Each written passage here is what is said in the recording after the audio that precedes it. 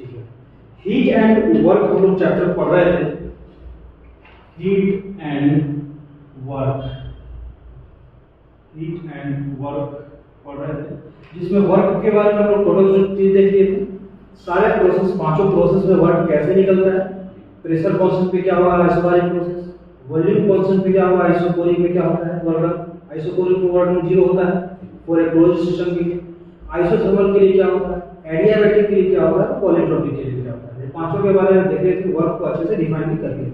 बस याद मेरा हीट, हीट को कैसे डिफाइन करोगे और हीट होता क्या है, हीट होता क्या है और हीट को डिफाइन कैसे करोगे।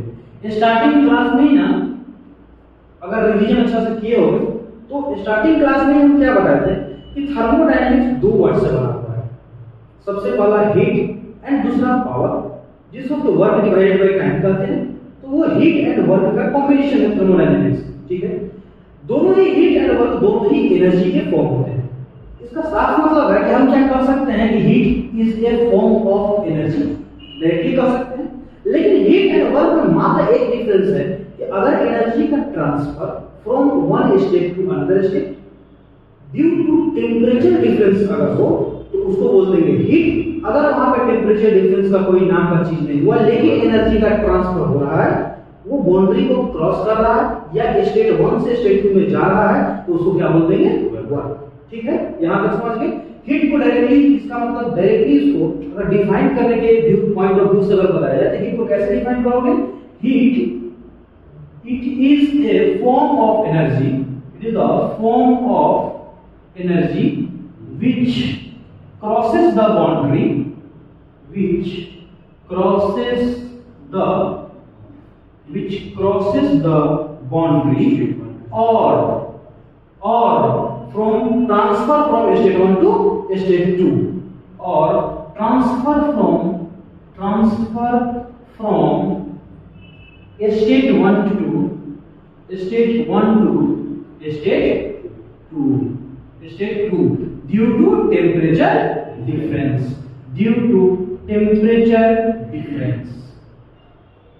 अगर टेम्परेचर डिफरेंस के कारण वो एनर्जी ट्रांसफर हो रहा है, उसके कारण टेम्परेचर में कोई भी कमी या फिर बेसी, मतलब ज्यादा या फिर कम अगर हो रहा है तो उसी को बोल देंगे हम लोग हीट। ठीक है, वर्क में तुम लोगों को याद होगा वर्क में क्या हो रहा था कि वर्क ना ट्रांजिएंट फॉर्म ऑफ एनर्जी हम लोग बोल रहे थे, मतलब वर्क ट्रांसफर नहीं चलता होता है। कोई भी एनर्जी, मान लो तुम्हारे पास खूब पैसा है, तो पैसा किसी काम का है, दूसरे के लिए नहीं है। अगर वही पैसा तुम दूसरे को भलाई में लगाते हो तो वो ट्रांसफर हो गया। जब ट्रांसफर हो गया तब वहां तुम वर्क किए, समझो एक तरह से तुम वहां पे वर्क किए, यानी तुम्हारा ना एक बाउंड्री है, उसको वो पैसा क्रॉस किया, तब उसका कोई मतलब है। अगर तुम पैसा खूब रखे हो अपने अकाउंट में, तुम खुद के लिए खर्चा नहीं कर रहे हो, तो क्या उस पैसा का कोई मतलब है? नहीं है। जस्ट वैसे ही हीट एंड वर्क के केस में होता है। Heat and work form of energy होते हैं। वो एनर्जी जब तक कि स्टेट 1 से लेकर के स्टेट 2 या फिर अपने स्टेट से दूसरे स्टेट में अगर ना जाए उसका कोई मतलब नहीं होता है। इसका साफ मतलब है कि हीट एंड वर्क का तब तक मतलब नहीं होगा जब तक कि वो एक स्टेट से दूसरे स्टेट या फिर बाउंड्री को क्रॉस नहीं करेगा, तब तक उसका कोई मतलब नहीं होगा। तो यहाँ पे एक स्टेटमेंट डायरेक्टली हम रेड मार्क करके लिख सकते हैं कि हीट एंड वर्क दोनों के लिए हम यहाँ पे स्टेटमेंट लिख रहे हैं। ठीक है, heat and work note point करके इसको लिख देना, heat and work both has no any meaning if it does not cross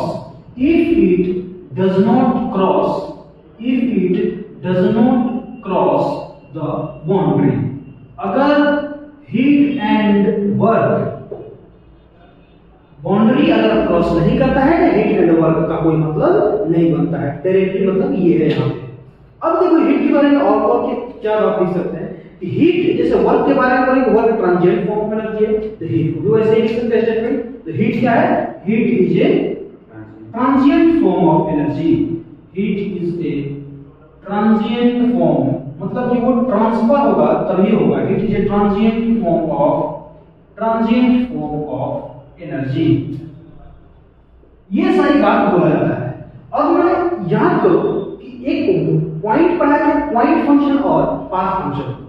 उसमें हम ये बताए थे एग्जांपल के तौर पे लिए थे कि पाथ फंक्शन में ना एग्जांपल के तौर पे क्या आया था, हीट एंड वर्क आया था। वर्क को तो हम लोग बता दिए थे कि वर्क कैसे पाथ फंक्शन है। फिर से रिवाइज करवा देते हैं कि वर्क कैसे पाथ फंक्शन है।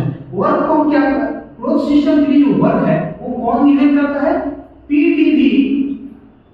ठीक है, तो प्रेशर और वॉल्यूम एक्सिस पे, प्रेशर और वॉल्यूम एक्सिस पे मान लो एक कर्व बना, प्रेशर और वॉल्यूम डायग्राम पे एक कर्व बना, तो ये जो वॉल्यूम एक्सिस पे ये प्रोजेक्ट होगा ना, ये वाला एरिया, तो ये वाला एरिया तुम्हारा वर्क बन जाएगा। ठीक है, तो वर्क का पाथ फंक्शन कैसे है ये देखो। मान लो ये स्टेट 1 है, ये स्टेट 2 है। ठीक है, स्टेट 1 से 2 जाने के लिए एक ये रास्ता है, ए के जरिए एक रास्ता मान लो बी है और एक रास्ता मान लो सी है। हो क्या रहा है यहां पे, ए के रास्ता जब जाओगे तो ये वाला मेरा एरिया पड़ रहा है, ये वाला एरिया। जब बी के रास्ता हमसे जा रहे हैं तो जी बी वाला रास्ता में ना ये वाला एरिया जो है, ये वाला एरिया मेरा एक्स्ट्रा बढ़ रहा है।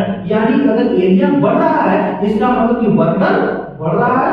तो वर्क डन बढ़ रहा है तो work done of 1b2 is greater then work done of 1a2 कर सकते हैं। ठीक है, अब यहां पे देखो 1 से c के रास्ते 2 जाओ तो ये वाला एरिया और बढ़ गया, ये वाला एरिया बढ़ गया, यानी मेरा वर्क डन बढ़ गया। और वर्क डन बढ़ा तो work done of 1c2 is greater then 1b2, इससे भी ज्यादा है।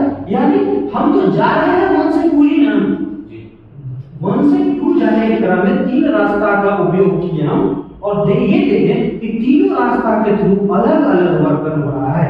यानी वर्क डन मेरा पाथ फंक्शन पे बिलोंग करता है, पाथ पे डिपेंड करता है, और वो वर्क डन मेरा क्या हो गया, पाथ फंक्शन। जस्ट इसी चीज को अगर हीट के टर्म में देखोगे तो ये कौन सा डायग्राम है, प्रेशर वर्सेस वॉल्यूम डायग्राम। हम आगे बताएंगे इस चीज को बहुत ही डिटेल में, लेकिन यहां देखो pressure versus volume diagram. Just वैसे ही प्रेशर वर्सेस वॉल्यूम डायग्राम तुमको वर्क डन देता है, वैसे ही टेम्परेचर वर्सेस एंट्रोपी डायग्राम तुमको हीट ट्रांसफर देगा। ठीक है, टेम्परेचर ये वाला, एंट्रोपी में जाएंगे तो बहुत ही डिटेल से पढ़ेंगे, लेकिन यहां पे बस इतना समझ लो कि टेम्परेचर वर्सेस एंट्रोपी जो है वो हीट ट्रांसफर देता है।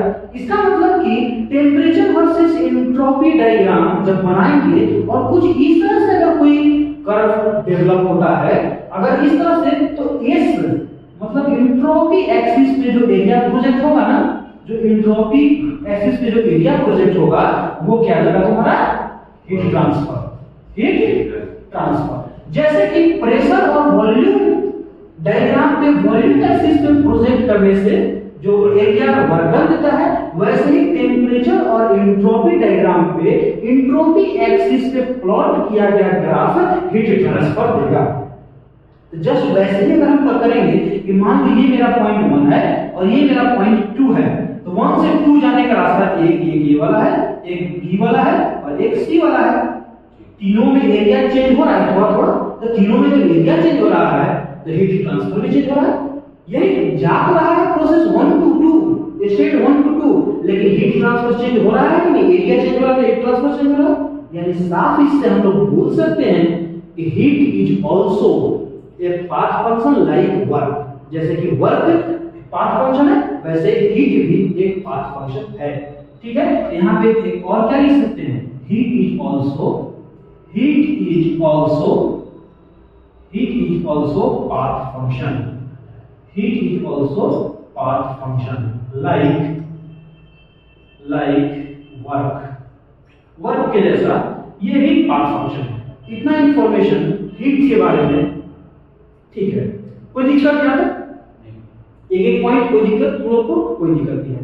Heat is a transient form of energy, ये समझ गए। Heat is a path function कैसे, इस डायग्राम से समझ गए। ठीक है, फिर से हम तुम लोगों को बता दे रहे हैं, जैसे कि देखो यहाँ पे हम ना डायरेक्टली बोलते हैं क्या चीज, हम डायरेक्टली क्या बोलते हैं कि हीट एंड वर्क दोनों ही पाथ फंक्शन है। कैसे, जैसे कि वर्क ना पीवी डायग्राम पे अगर वॉल्यूम एक्सिस पे प्रोजेक्ट किया जाए तो ये वाला एरिया तुमको वर्क देता है, वैसे ही टीएस डायग्राम पे अगर एंट्रोपी एक्सिस पे अगर एरिया को प्लॉट किया जाए तो हीट ट्रांसफर देता है। जैसे कि इस वाले डायग्राम में 1 से 2 जाने के क्रम में A B C A B C रास्ता से अलग अलग एरिया लग रहा है तो यहाँ पे वर्क ट्रांसफर भी अलग अलग हो रहा है। तो वर्क ट्रांसफर जो है वो रास्ता पे डिपेंड किया, पाथ पे डिपेंड किया, तो यहाँ पे जो वर्क ट्रांसफर है, जो वर्क है वो कैसा फंक्शन हो गया, पाथ फंक्शन हो गया। वैसे ही यहाँ टीएस डायग्राम में अलग अलग रास्ता को जब चूज करोगे तो अलग अलग हीट ट्रांसफर होगा, क्योंकि यहाँ पे एरिया चेंज हो रहा है, इसलिए हीट को भी क्या बोल सकते हैं हम लोग, heat is also path function. तो यहाँ पे पूरा का पूरा एक्सप्लेन और प्रूफ हो गया heat and work both are the path function. ठीक है, रटने का कोई जरूरत नहीं है। ठीक है, अब कोई पूछेगा तो पता होगा डायरेक्टली कैसे है, क्या है, एक्सप्लेनेशन के साथ क्वेश्चन आ सकता है डायरेक्टली। वहां पे heat what is point function, what is path function, वहां पे क्या करना है, पॉइंट फंक्शन का पूरा डिस्क्रिप्शन लिखना है, पाथ फंक्शन का फिर एग्जांपल लिखना है, फिर क्या बताया है पॉइंट फंक्शन किसका है कि वो एग्जैक्ट डिफरेंशियल होता है, ये एग्जैक्ट डिफरेंशियल नहीं होता है। इसके बाद ये वाला डायग्राम करके प्रूफ कर दोगे वहां पे, बस कहानी खत्म। चलो लिख लो इसको, जल्दी से इसको लिखो।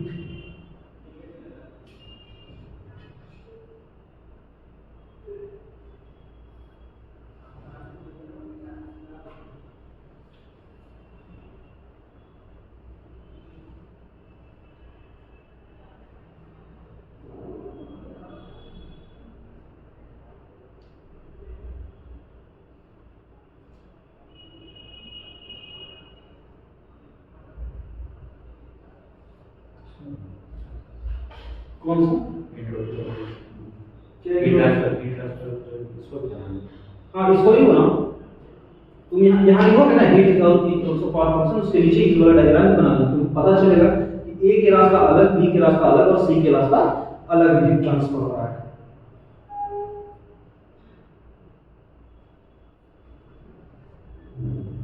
अगर देखो यहाँ पे 1A2 के रास्ता, ये वाला एरिया कम दे रहा है, 1A2 के रास्ता एरिया तुम्हारा कम दे रहा है, तो जब 1A2 के रास्ता एरिया कम हो रहा है मतलब हीट ट्रांसफर कम हो रहा है। 1B2 के थ्रू एरिया और बढ़ गया, हीट ट्रांसफर ज्यादा हुआ, ये वाला एरिया और बढ़ गया तो हीट ट्रांसफर और ज्यादा हो गया।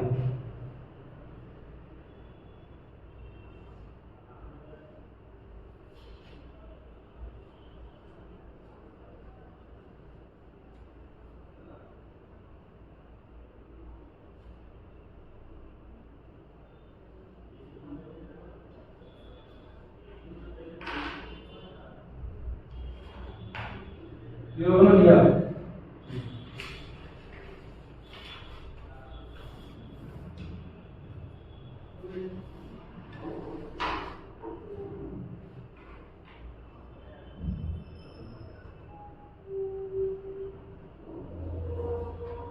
अब हम लोग हीट के बारे में जानते हैं पूरा का पूरा, वर्क के बारे में तो पहले से हम जान रहे थे।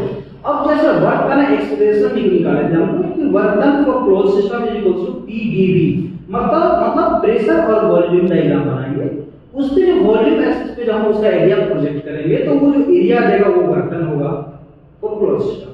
ठीक है, reversible closed system, for closed system reversible closed system. ठीक है, वैसे ही ना हीट का कुछ फार्मूला होगा, जस्ट हीट के एक्सप्रेशन लिख रहे हैं, ध्यान देना, expression for heat, expression for heat. आखिर हीट को हम कैसे डिफाइन करेंगे, डिफाइन तो करते हैं तो इसका फार्मूला हम लोग क्या लिखेंगे।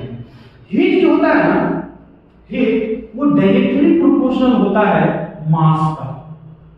मतलब कि अगर मान लो कि तुम्हारा 1 kg ऑफ मास है, ठीक है, एक तरफ 2 kg ऑफ मास है, अगर तुम हीट उसमें देने लगो तो कौन कंटेंट ज्यादा करेगा, 2 kg वाला ज्यादा करेगा। ठीक है, जस्ट वैसे ही 2 kg वाला है तो उसमें 1 kg और लेकर के आओ मिला तो 3 kg वो मास हो जाएगा, तो उसमें हीट कंटेंट, हीट कैपेसिटी और बढ़ जाएगा, उसमें हीट और तुम दोगे तो भी ऐड हो जाएगा, कोई दिक्कत नहीं होगा। जस्ट वैसे ही वो हीट जो है ना वो मास का डायरेक्टली प्रोपोर्शनल होता है, कि मतलब मास अगर तुम बढ़ा रहे हो तो वहां पे हीट भी बढ़ेगा, हीट एनर्जी भी वहां बढ़ेगा। ठीक है, तो वो Q जो है वो मास पे डिपेंड करता है। इसके बाद Q जो है ना, एक और चीज आता है, Q is directly proportional to delta T। Delta T का मतलब चेंज इन टेंपरेचर।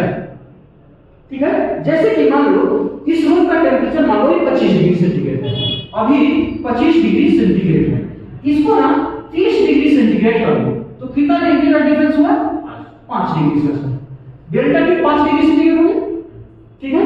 अब ये बताओ कि रूम का टेम्परेचर ना 25 डिग्री सेंटीग्रेड आ गया है, मान लो कि इसको हम ना 35 डिग्री सेंटीग्रेड कर दिए, तो डेल्टा टी कितना हो गया 10 डिग्री सेंटीग्रेड। यहाँ डेल्टा टी फर्स्ट केस में क्या था 5 डिग्री सेंटीग्रेड था, यहाँ पे डेल्टा टी 5 डिग्री सेंटीग्रेड था, यहाँ पे डेल्टा टी 10 डिग्री सेंटीग्रेड है। तो तुम खुद बताओ कि अगर ज्यादा डिग्री टेम्परेचर चेंज होगा तो ज्यादा हीट लगेगा कि नहीं लगेगा। तो यही ये बोलना चाहता है कि अगर चेंज इन टेम्परेचर ज्यादा होगा, जैसे जैसे चेंज इन टेम्परेचर बढ़ाते जाओगे उसको क्या करना पड़ेगा, हीट ज्यादा देना पड़ेगा। अरे साफ मतलब है कि heat associated with the temperature, ऐसा हम लोग बोलते हैं ना, मतलब टेम्परेचर किसी चीज का बढ़ रहा है इसका मतलब हीट हम लोग दे रहे हैं तब तो बढ़ रहा है, जस्ट वही चीज है।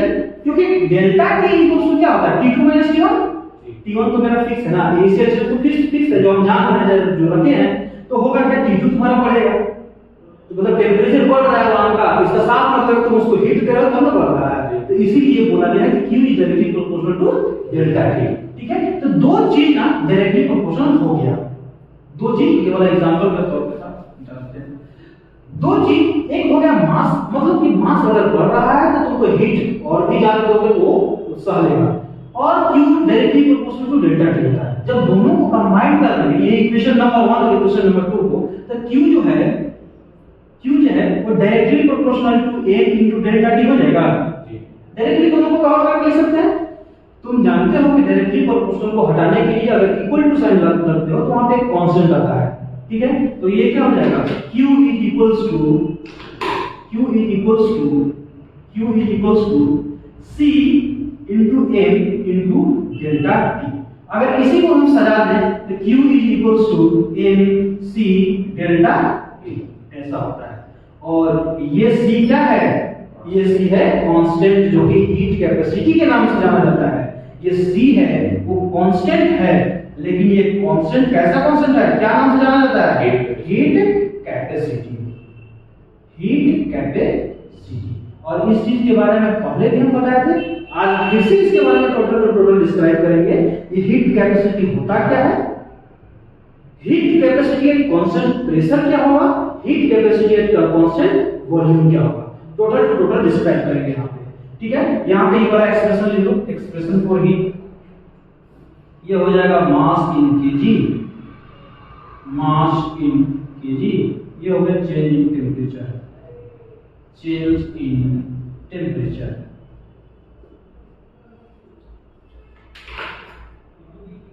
इसको भी लिखना पड़ेगा डायरेक्टली, तो हीट ट्रांसफर,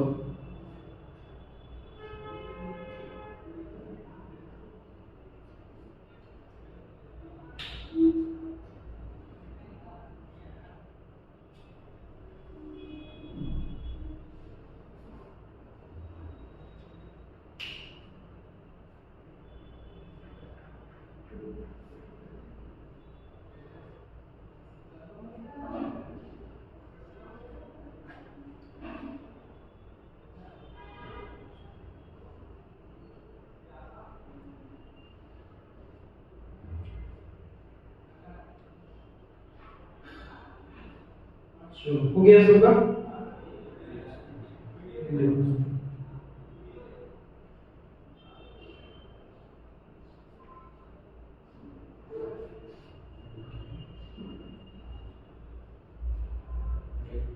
ठीक है, अब यहां पे देखो हम क्या बोलेंगे, सी को क्या बोलते हैं, हीट कैपेसिटी। इसका मतलब है कि हम हीट कैपेसिटी के बारे में बात करेंगे।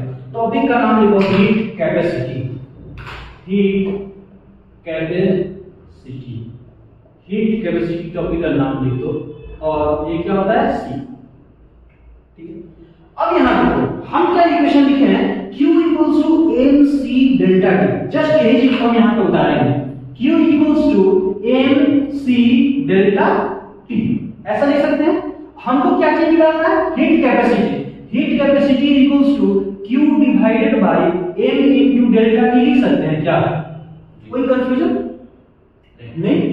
फॉर एग्जांपल हम क्या लिए ना, मेरे पास मास ना 1 kg है, ठीक है, मेरे पास मास कितना है 1 kg है, और जो मेरा टेम्परेचर का जो चेंज है ना, चेंज इन टेम्परेचर, वो भी 1 डिग्री सेंटीग्रेड से हो रहा है, ठीक है, 1 डिग्री सेंटीग्रेड से हो रहा है। तो m की जगह पे 1 बैठा दोगे, डेल्टा T की जगह पे 1 बैठा दो, तो 1 into 1 1 देगा, इसका साफ मतलब for this one C equals to Q हम लिख सकते हैं क्या? लिख सकते हैं या नहीं लिख सकते हैं? A भी 1 है, डेल्टा T भी 1 है, तो हम डायरेक्टली क्या लिख सकते हैं? C इक्वल्स टू Q, यानी heat capacity equals to heat transfer कब होगा? जब मास 1 kg होगा और change in temperature 1 degree centigrade होगा। अगर आया बात समझ में? हाँ, फिर अलग वैल्यू होता है निकाल लेंगे, कोई दिक्कत नहीं है।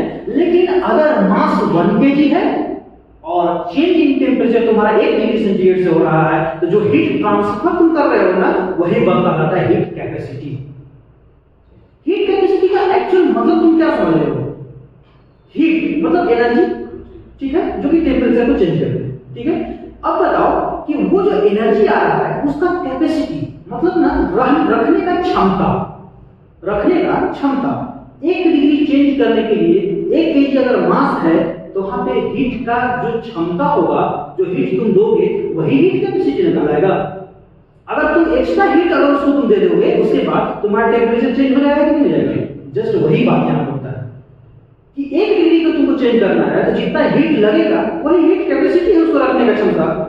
लेकिन अगर हीट ज्यादा तुम दे देते हो तो टेंपरेचर तुरंत चेंज कर जाएगा, ठीक है। तो उस मटेरियल के लिए A इक्वल्स टू 1 kg अगर होगा, delta T equal to 1 degree centigrade तो C इक्वल्स टू Q होगा। यहां पे से हम डायरेक्ट डेफिनेशन लिख सकते हैं क्या? ये वाला heat capacity is the heat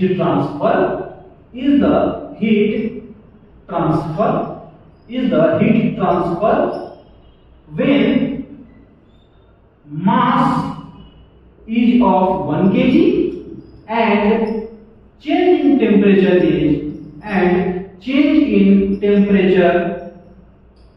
is 1 degree centigrade.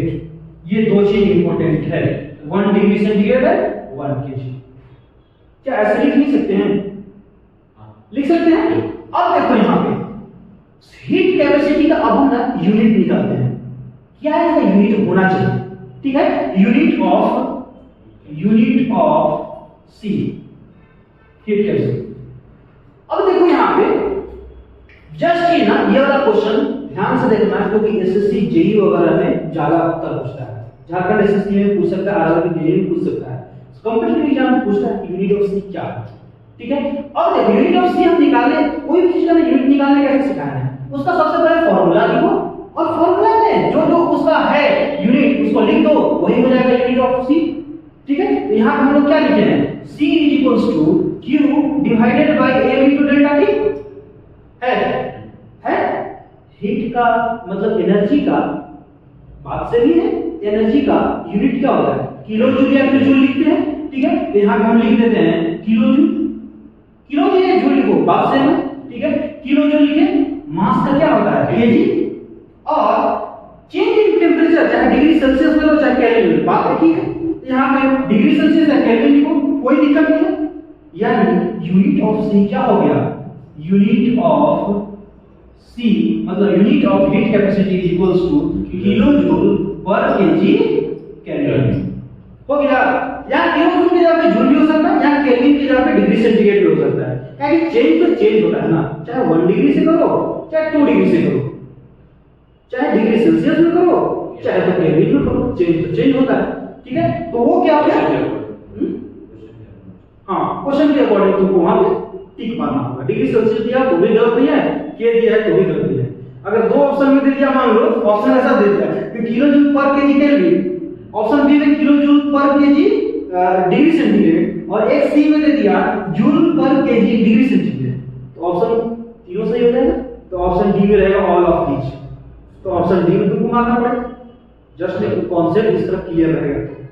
तो ये हुआ हीट कैपेसिटी के बारे में, टोटल चीज लिख लो इसके बारे में।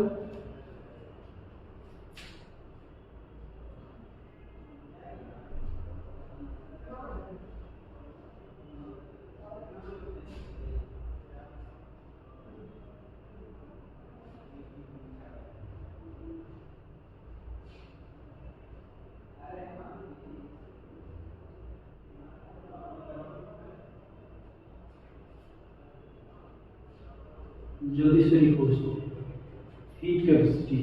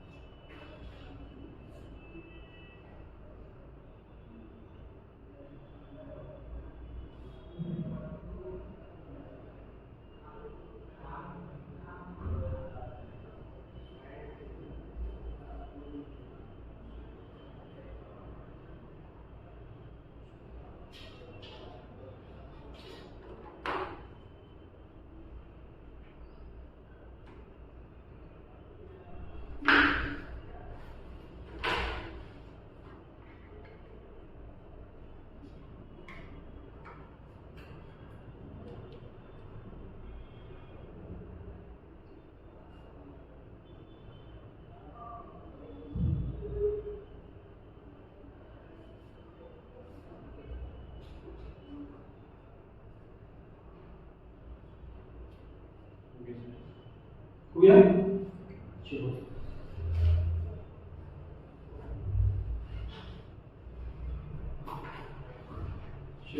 उस चीज को अभी वैसे ही रख देते हैं, इसको काम थोड़ा सा यहां पे देखो। एक टॉपिक आता है स्पेसिफिक हीट ऑफ गैस, इसके बाद स्पेसिफिक हीट ऑफ सॉलिड का हम लोग पढ़ेंगे। Specific heat of gas. Specific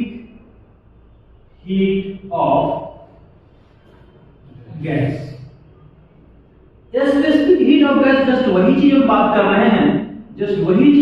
रहे हैं, कि तुम लोगों को एक बार आप बताए थे कि Cp क्या होता है, Cv क्या होता है। मतलब कि heat capacity at constant pressure क्या होगा, ये तो हीट कैपेसिटी किसके लिए है, फॉर ऑल के लिए है। अब इसमें हम लोगों को क्या करना पड़ेगा, गैस के लिए अलग करना पड़ेगा और सॉलिड के लिए अलग करना पड़ेगा। हम लोग का सारा चीज डिटेल में यहां पे देखेंगे। स्पेसिफिक हीट ऑफ गैस बोल रहा है, स्पेसिफिक हीट ऑफ गैस बोल रहा है। इसका मतलब हम डायरेक्ट यहां पे देखेंगे कि heat capacity at constant pressure क्या होगा, heat capacity at constant volume क्या होगा, और दोनों में ना रिलेशन क्या होगा। ठीक है, अब देखो यहां पे मान लो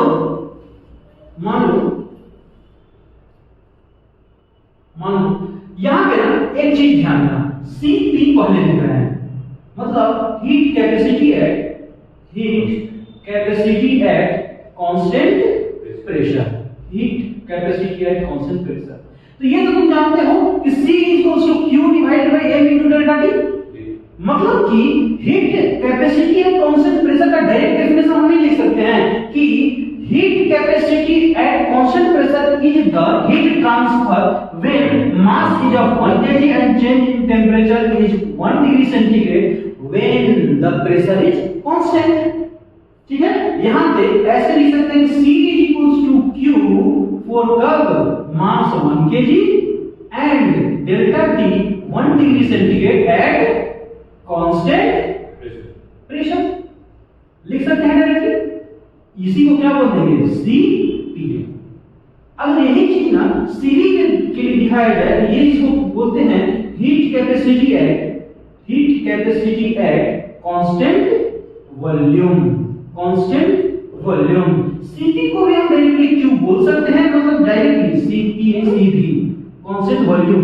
Cv का भी जस्ट डेफिनेशन यहां से हम चुरा सकते हैं और बोल सकते हैं कि heat capacity at constant volume is the heat transfer when mass is of 1 kg and change in temperature is 1 degree centigrade at constant volume। ठीक है, यहाँ पे डायरेक्टली लिख सकते हैं when mass is equals to 1 kg and delta T temperature is 1 degree centigrade at volume constant।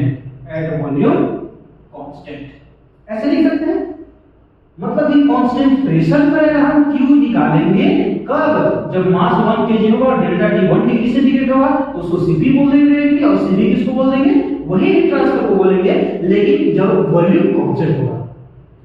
ठीक है, बहुत ही इंटरेस्टिंग चीज और एक बहुत अच्छा रिलेशन आने वाला है Cp और Cv के लिए। बट किसके लिए Cp और Cv होता है, गैस के लिए, ये याद रखना। सॉलिड के लिए क्यों नहीं होता है वो भी बताएंगे हम। यहां पे देखो, ये तो स्टार्टिंग से देखते जाओ, जैसे बूंद तालाब भरता है ना, वैसे ही तुम एक बार देखोगे तो समझ में आए कि एक बड़ा सा कंटेंट मिल गया है। अब देखो ना, एक कांस्टेंट वॉल्यूम बनाते हैं, एक कांस्टेंट प्रेशर बनाते हैं।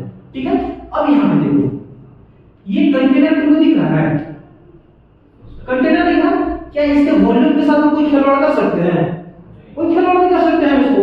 ठीक है, यानी ये एग्जांपल हो गया वॉल्यूम कांस्टेंट का। ये एक कंटेनर है, ये एग्जांपल हो गया वॉल्यूम कांस्टेंट का।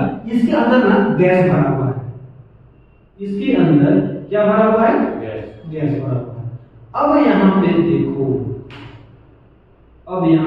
देखो, यहाँ पे गैस भरा हुआ है। ठीक है, अब दूसरा एग्जांपल लेते हैं। एग्जांपल कुछ इस तरीका से है,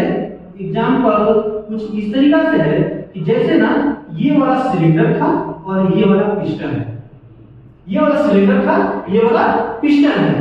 अब इसमें क्या होगा, इसमें भी जस्ट वही चीज भरा हुआ है, क्या भरा हुआ है, गैस। ध्यान से समझियो, एकदम ध्यान से समझना, ये भी है गैस और ये भी गैस है। समझ में आ रहा है? अब देखो यहाँ पे क्या होगा, अब तौर तरीका समझो। किए, हीट को सप्लाई करना स्टार्ट किया, क्यू सप्लाई। यहां पे भी क्या स्टार्ट कर दिए, क्यू सप्लाई, क्यू सप्लाई। अब देखो क्या होगा, एक है कांस्टेंट वॉल्यूम, एक है कांस्टेंट प्रेशर। इसको कांस्टेंट प्रेशर क्यों बोल रहे हैं? जैसे ही तुम क्यू सप्लाई करोगे ना, हीट को सप्लाई करोगे, तो इस गैस का टेम्परेचर बढ़ेगा कि बढ़ेगा? टेम्परेचर बढ़ेगा तो प्रेशर यहाँ का बढ़ जाएगा, प्रेशर बढ़ जाएगा। लेकिन यहाँ पे फिक्स वॉल्यूम नहीं रखे हैं, यहाँ पे क्या है, ये मेरा पिस्टन है। अगर टेम्परेचर बढ़ने के कारण अगर प्रेशर बढ़ता है तो ये प्रेशराइज करेगा यहाँ ऐसे करके, चलो रेड पेन से इसको बना देते हैं, प्रेशराइज करेगा ऐसे करके, और ये अगर प्रेशराइज करेगा तो ये पिस्टन कहाँ थोड़ा सा ऊपर उठने की कोशिश करेगा और इसका वॉल्यूम इंक्रीज कर जाएगा। अगर इसका वॉल्यूम इंक्रीज कर जाएगा, यहाँ का वॉल्यूम इंक्रीज कर जाएगा, मतलब इस जगह प्रेशर कांस्टेंट रहेगा। ठीक है, वॉल्यूम इंक्रीज करेगा तो प्रेशर कांस्टेंट रहेगा। ठीक है, तो यहाँ पे ये वाला डायग्राम है और यहाँ पे ये वाला डायग्राम है, दोनों डायग्राम समझ गए कहाँ पे क्या हो रहा है घटना। अब देखो यहाँ पे, अब देखो यहाँ पे हो क्या रहा है कि एक है कांस्टेंट प्रेशर पे और एक है कांस्टेंट वॉल्यूम पे। हम लोग को क्या करना है ना, दोनों के बीच में रिलेशन निकालना है कि सीपी और सीवी के बीच में रिलेशन क्या होगा। रिलेशन कुछ इस तरीके से निकालेंगे कि है क्या, इसका डेफिनेशन पे सबसे पहले ध्यान दो। ये है heat capacity at constant volume, मतलब ये है हीट ट्रांसफर, तब मास 1 kg है और डेल्टा T 1 डिग्री सेंटीग्रेड है एट कांस्टेंट वॉल्यूम, मतलब कि वॉल्यूम कांस्टेंट है, इसका टेम्परेचर चेंज हो रहा है कितना डिग्री सेंटीग्रेड से, डेल्टा T डिग्री सेंटीग्रेड से। मान लो कि यहाँ पे 1 डिग्री सेंटीग्रेड से टेम्परेचर चेंज हो रहा है और इसमें ना 1 ही केजी मास है। ठीक है, इस पे 1 डिग्री सेंटीग्रेड है और इसमें मास कितना है, 1 केजी है। तो मान लो उसमें ना, मान लो कि 100 किलो जूल ऑफ हीट लग रहा है। हम मान लीजिए कि 1 डिग्री सेंटीग्रेड को चेंज होने में डेल्टा टी, इस गैस के 1 डिग्री सेंटीग्रेड को चेंज होने में अगर यहाँ पे मास गैस का 1 केजी है तो हीट ट्रांसफर कितना आ रहा है, 100 किलो जूल। ठीक है, मान लीजिए। अब यही चीज यहाँ पे देखो, यहाँ पे क्या हो रहा है कि जैसे जैसे तुम हीट यहाँ सप्लाई करते जाओगे ना, जैसे जैसे हीट को सप्लाई करते जाओगे, यहाँ का टेम्परेचर बढ़ जाएगा। टेम्परेचर बढ़ने के कारण प्रेशर बढ़ेगा, तो प्रेशर बढ़ने के कारण ये वाला पिस्टन को क्या हो जाएगा, पिस्टन ऊपर उठने लगेगा, प्रेशराइज होने के कारण पिस्टन ऊपर उठ जाएगा तो वॉल्यूम इंक्रीज कर जाएगा। वॉल्यूम क्या हो जाएगा, इंक्रीज कर जाएगा। और जैसे ही वॉल्यूम इंक्रीज करेगा तो प्रेशर कांस्टेंट हो जाएगा। हमको तो प्रेशर कांस्टेंट ही रखना है ना, ये और इसको हमको वॉल्यूम कांस्टेंट रखना है, इसको प्रेशर कांस्टेंट रखना है, इसको वॉल्यूम कांस्टेंट रखना है और इसको क्या रखना है, प्रेशर कांस्टेंट रखना है। हमको तो रखना था प्रेशर कांस्टेंट, इंक्रीज हो रहा था, वॉल्यूम बढ़ गया तो प्रेशर फिर से कांस्टेंट हो गया। अब बताओ तो सबसे पहला बात, इसमें जब वॉल्यूम इंक्रीज करेगा तो एटम और एटम के बीच में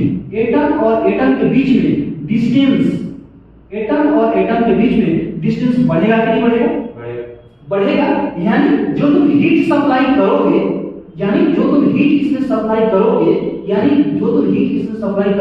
वो ट्रांसफर होने में थोड़ा लेट लगेगा कि नहीं? क्योंकि वो तब नजदीक नहीं कर रहा है, तो थोड़ा सा टाइम लगेगा, यानी कि कुछ ज्यादा हीट सप्लाई करना पड़ेगा। इसके बाद देखो, इस पिस्टन को चलाने के लिए कुछ हीट चाहिए कि नहीं चाहिए? आखिर ये ऊपर जा रहा है तो उसको ओवरकम करने के लिए भी एनर्जी चाहिए कि नहीं चाहिए? दो रीजन यहाँ पे पकड़ना। पहला रीजन क्या है कि वॉल्यूम बढ़ने के कारण एटॉमिक डिस्टेंस बढ़ गया। एटॉमिक डिस्टेंस बढ़ने के कारण एटम दूर हो गया। जब एटम दूर हो गया, एटॉमिक डिस्टेंस बढ़ने के कारण एटम दूर हो गया, तो उसको ना हीट सप्लाई जल्दी नहीं हो पा रहा है। इसमें क्या था, वो एटम वही क्यों नहीं था, वॉल्यूम कांस्टेंट था इसमें। इसमें वॉल्यूम कांस्टेंट नहीं है, वॉल्यूम इंक्रीज कर रहा है, तो एटम और एटम के बीच में डिस्टेंस बढ़ा देना पे हीट सप्लाई देर से होगा। अगर देर से होगा तो ज्यादा हीट देना पड़ेगा। ठीक है, और दूसरा कंडीशन, सबसे पहला कंडीशन तो हो गया, और दूसरा कंडीशन क्या है, इस पिस्टन का जो मूवमेंट हो रहा है उसमें भी तो कुछ एनर्जी खर्चा हो रहा है, यानी हीट यहाँ पे और बढ़ गया, हमारा हीट देने का मतलब दो रीजन से हीट और हमको देना पड़ रहा है इसके मुकाबले। ठीक है, तो वही अगर चेंज कीजिए 1 डिग्री सेंटीग्रेड के लिए डेल्टा टी, और अगर इसका भी मास 1 केजी ही है गैस का, तो तुमको यहाँ पे जो हीट ट्रांसफर करना जो पड़ेगा ना, 100 से ज्यादा करना पड़ेगा। सपोज दैट मान लो 110 किलो जूल करना पड़ रहा है। अब मान लीजिए थोड़ा सा ज्यादा करना पड़ रहा है, क्यों करना पड़ा? दो रीजन से, दोनों रीजन बताया अभी। तो हीट ट्रांसफर ज्यादा करना पड़ रहा है। अब तुमको हम बताओ कि ये कौन सा हीट ट्रांसफर है, एट कांस्टेंट प्रेशर है, यानी QP is greater then QV है। QP is greater then QV है। QP is greater then QV।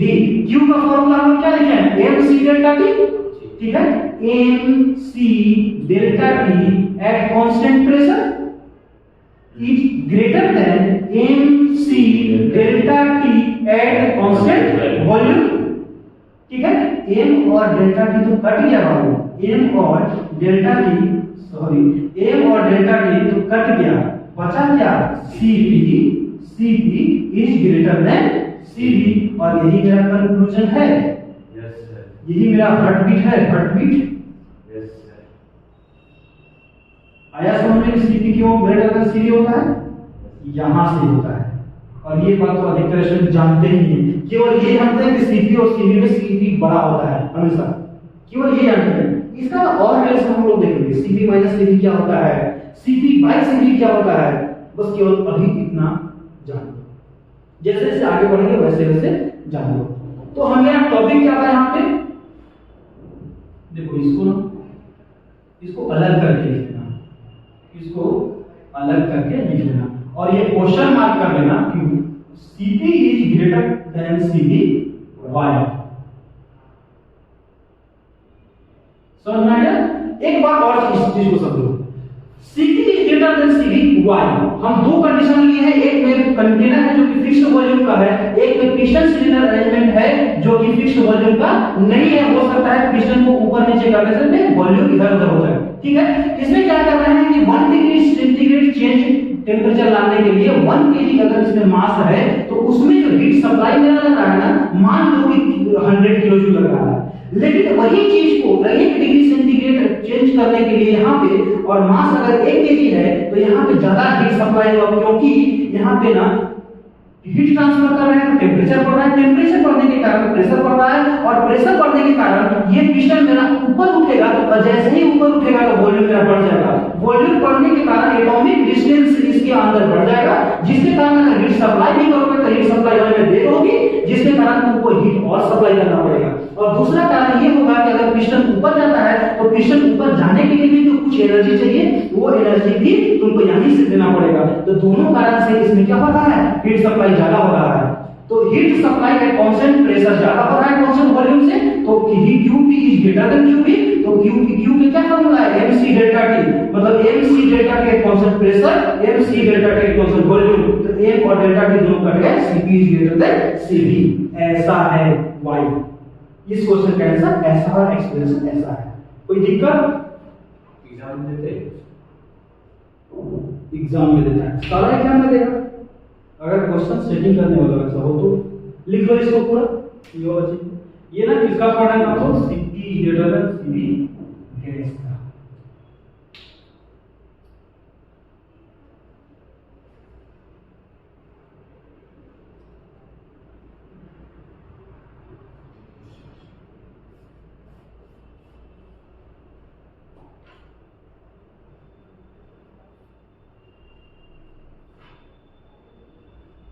इधर वाला लिख दिया था ना,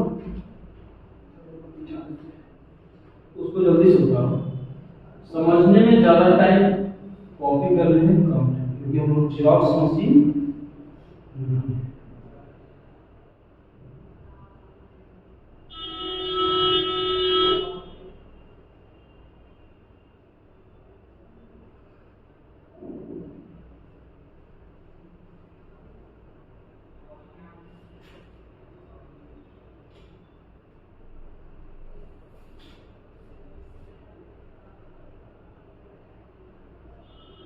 specific heat of solid and liquid, solid and liquid, specific heat of solid and liquid। जल्दी से पूछा,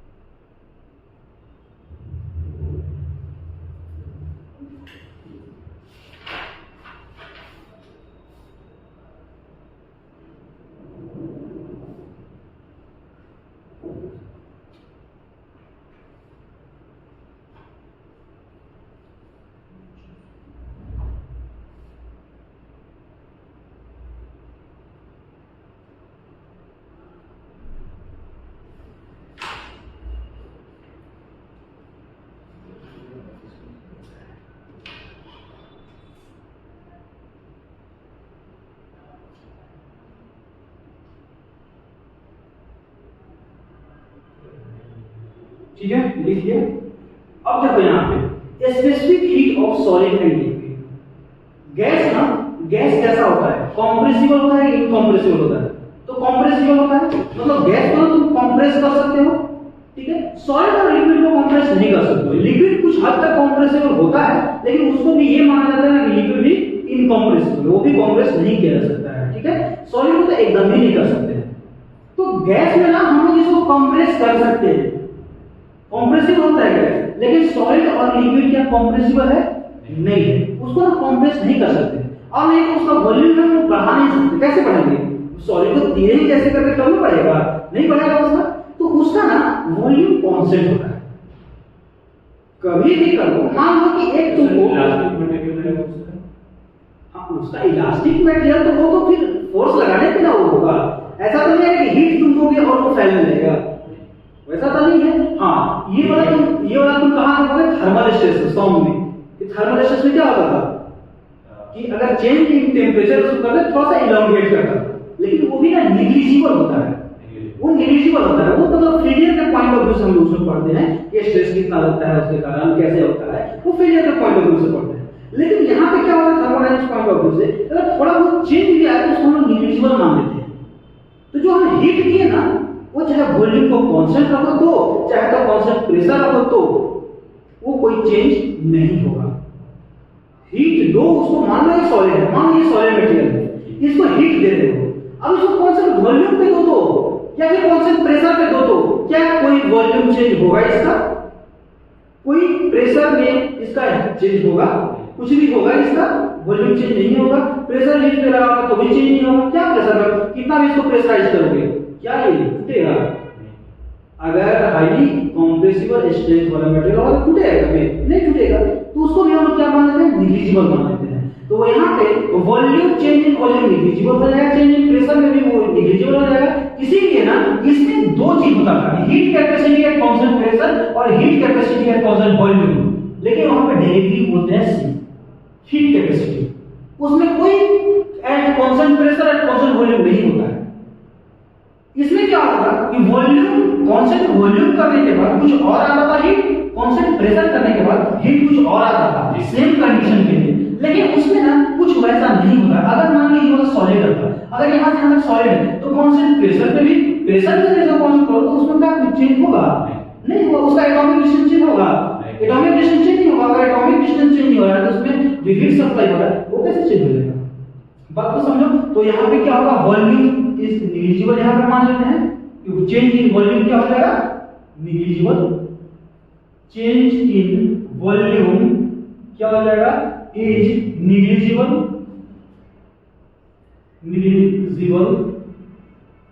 निग्लिजिबल का स्पेलिंग ये नहीं होता ना, negligible when at constant volume and when constant pressure। कुछ भी रख दो तो उसका वैल्यू निग्लिजिबल होता है, उसका वॉल्यूम वगैरह चेंज नहीं करता है। तो उसमें क्या हो जाएगा? Cp equals to Cv equals to क्या लिख देते हैं? C। Cp equals to Cv equals to C होता है। उसको एक ही चीज से डिनोट भी करते हैं, C से भी करते हैं हम लोग। Cp और Cv लिखते हैं नहीं है उसमें। किसके केस में? सॉलिड एंड लिक्विड के केस में। तो इस लिख सकते हैं क्या कि for solid and liquid heat transfer directly लिख सकते हैं कि heat transfer equals to mc delta t। कुछ पे भी वॉल्यूम कांस्टेंट हो तो है और प्रेशर कांस्टेंट तो होगा तो भी mc डेल्टा t लिख सकते हैं। कुछ भी होगा, दोनों में से कोई होगा, वॉल्यूम कांस्टेंट हो चाहे प्रेशर कांस्टेंट हो, दोनों में से कोई होगा, q equals to mc delta t लिख सकते हैं। यही है heat capacity of solid and liquid. और ये होता है गैस का, मेन इंपॉर्टेंट गैस वाला होता है, ठीक है। लेकिन ना इस चीज को याद रखना कि हीट सॉलिड और लिक्विड गैस में Cp और Cv नाम की कोई चीज नहीं होता, वो एक ही C होता है। जैसे कि फॉर एग्जांपल फॉर वाटर के लिए तुम देखोगे ना, फॉर वाटर के लिए C इक्वल्स टू 4.2 होता है किलोजूल पर केजी के लिए। ये फिक्स है, इससे Cp Cv नहीं होता है, ये ना फिक्स है। वाटर के लिए C इक्वल्स टू 4.2 किलोजूल पर केजी कैलोरी। अगर क्वेश्चन तुम बनाने के लिए दे रहा है ना कोई भी चीज, तो उसमें ना दे देगा कि हीट कैपेसिटी कितना है उसका, वहां पे क्वेश्चन नहीं दे देगा, तो उसी हिसाब से तुम बना लोगे। यहाँ पे यही है स्पेसिफिक हीट ऑफ गैस और यह है स्पेसिफिक हीट ऑफ सॉलिड और लिक्विड, ये दो चीजें। यहां पे बहुत सारे स्टूडेंट कंफ्यूज करता है सीपी और सीडी ग्रेटर कैसे, सीपी सीडी से ग्रेटर कैसे होता है। लिख लो इसके बाद फिर से उसको बता देंगे।